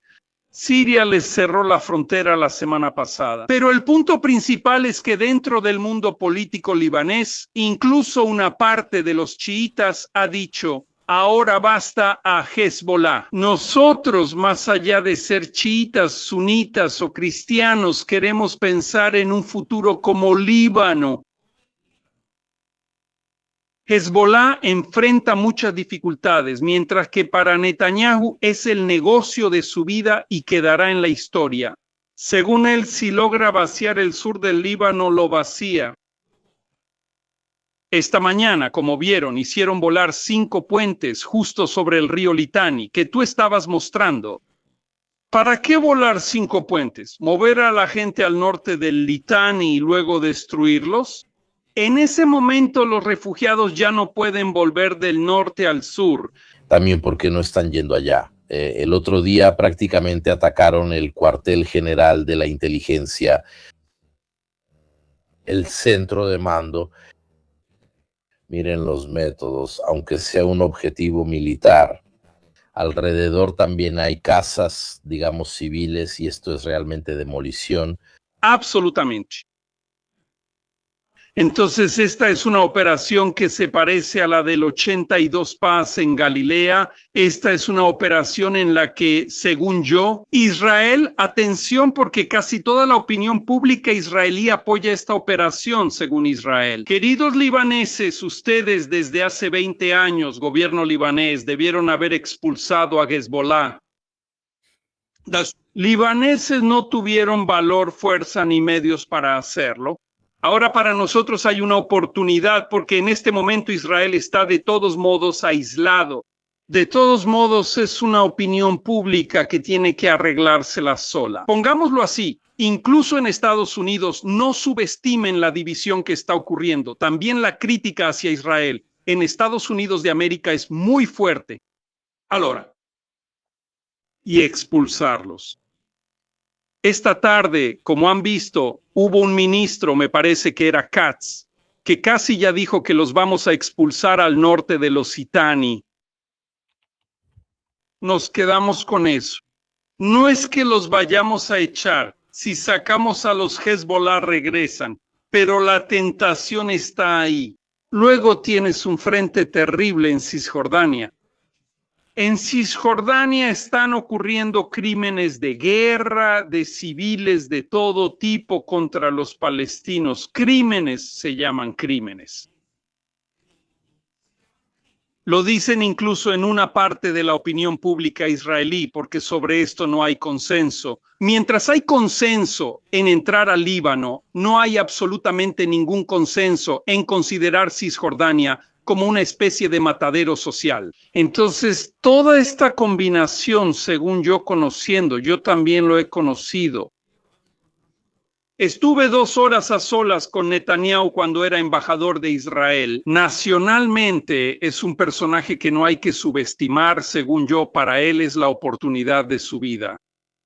No le importa cómo termine Irán como régimen, según yo, pero le interesa poder decir, ok, di un golpe fuerte en Gaza. He dado una imagen que traicionó el principio de que él siempre fue el hombre que garantizaba la seguridad de Israel, pagando ciertos precios. La derecha más reaccionaria, violando la Constitución, cada 2 por 3 intenta cerrar el asunto. Aquí lo intenta. Tengo la impresión de que este asunto también va a seguir por mucho tiempo. O sea, no hay tregua, no hay solución. Y precisamente porque la sociedad libanesa, incluso una parte de los chiitas, ya está harta. Les hago notar que esta mañana el gobierno libanés expulsó al embajador de Irán y a decenas de funcionarios y agentes de inteligencia iraníes en Líbano. Entonces hay voluntad política en Líbano para deshacerse no solo de Hezbollah, sino también de los iraníes, pero no hay fuerza política. Su alternativa es una nueva guerra civil. Y ellos entretenerla corren el riesgo de entregarle a Netanyahu la solución de un problema que ellos no pueden enfrentar y mucho menos resolver. Ok, entonces, señores míos, volveremos en un par de días para actualizarlos sobre la guerra en Ucrania, probablemente el 27. Además, en medio del caos, los ucranianos atacaron un sistema ruso en el Báltico que distribuía más de 1 millón de barriles. Así que esto también aumenta la crisis, porque obviamente están tratando de reducir, en fin, las ganancias que los rusos pueden obtener de esta crisis, dado el aumento de la corona. Agradezco a todos nuestros invitados, Leonardo Lanzara, Eduardo Fontana, Daniele Moro, y nos vemos el 27 si no pasa algún problema. Buenas noches. Adiós a todos.